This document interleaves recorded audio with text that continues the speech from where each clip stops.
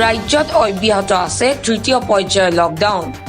লকডাউনৰ সুযোগ বুজি ৰঙিয়া ড্ৰাগছ ব্যৱসায়ীয়ে চলাইছে ড্ৰাগছৰ ৰমৰমীয়া বেহা। ৰঙিয়াৰ ইকো পাৰ্কৰ সমীপত আৰক্ষীৰ অভিযান। গোপন সূত্ৰৰ পম খেদি আৰক্ষীয়ে আটক কৰিছে ড্ৰাগছ সৰবৰাহকাৰী যুৱকক। ধৃত যুৱকজন হৈছে ৰঙিয়াত ভাৰতীয় হিচাপে থকা আব্দুল কাদিৰ ওৰফে মিথুন। মিথুনৰ পৰা আৰক্ষীয়ে উদ্ধাৰ কৰিছে 9টাকৈ ড্ৰাগছ কণ্টেইনাৰ।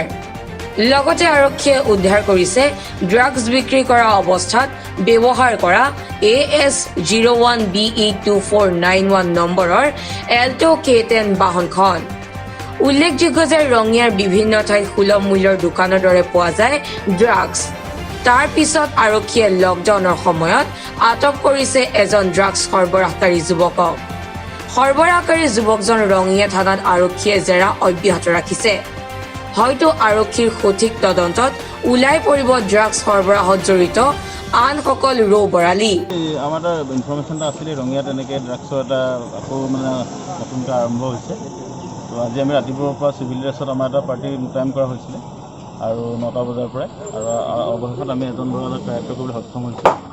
ৰঙিয়াৰ পৰা ছফিকুল আহমেদৰ প্ৰতিবেদন, নিউজ টুডে এনি।